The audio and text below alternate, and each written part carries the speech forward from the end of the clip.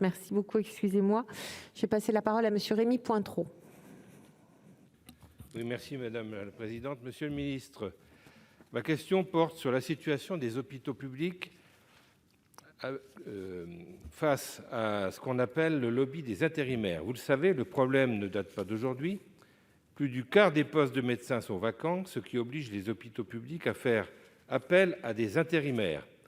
Ces derniers profitent de la pénurie de praticiens pour exiger des rémunérations supérieures au plafond réglementaire pour 24 heures à 1 170 € brut, une situation qui affecte très négativement les budgets des hôpitaux, qui a des conséquences non négligeables sur l'organisation du travail, mais surtout qui incite les praticiens titulaires à plein temps à démissionner ou à se mettre en disponibilité pour se consacrer à l'intérim. Les hôpitaux publics sont donc confrontés à ce qu'on appelle le dilemme du prisonnier, où les intérêts des intérimaires s'opposent à l'intérêt collectif. Et le département du Cher est très représentatif de ce dilemme. C'est une des raisons qui a conduit à Bourges l'absence de SMUR, avec la carence de médecins urgentistes, et cela à 3 reprises. Des mesures législatives et réglementaires ont été prises pour lutter contre les dérives de l'intérim médical. Je pense au décret du 24 novembre 2017 et à la loi du 26 avril 2021. Dans le contexte sanitaire qui est le nôtre, aucune rupture de la continuité de service de santé ne peut être tolérée. Ma question est triple. Comment s'assurer du respect des mesures de la loi dite RIST, dont l'entrée en vigueur est prévue le 27 octobre prochain, tout en garantissant l'accès aux soins?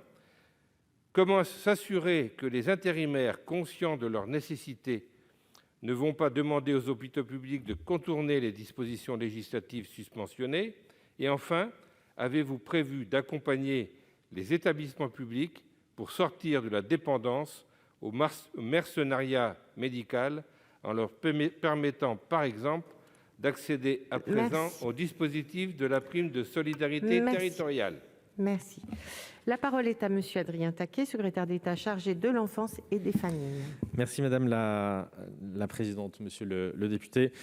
Nous avons fait de la lutte contre les dérives de l'intérim médical l'une des priorités d'action. C'est à ce titre, vous l'avez rappelé, que la loi du 26 avril 2021 a été adoptée et a créé un nouvel article pour renforcer les contrôles sur les prestations d'intérim médical. La loi de modernisation du système de santé de 2016 avait déjà introduit le principe d'un encadrement des tarifs qu'une entreprise de travail temporaire était susceptible de facturer à un établissement public de santé au titre du salaire brut versé aux praticiens intérimaires, avec un plafond de la rémunération versée par une entreprise qui avait été fixée à 1 170 € brut pour une mission de 24 heures. Toutefois, la réglementation, vous l'avez dit dans votre question, est encore insuffisamment appliquée.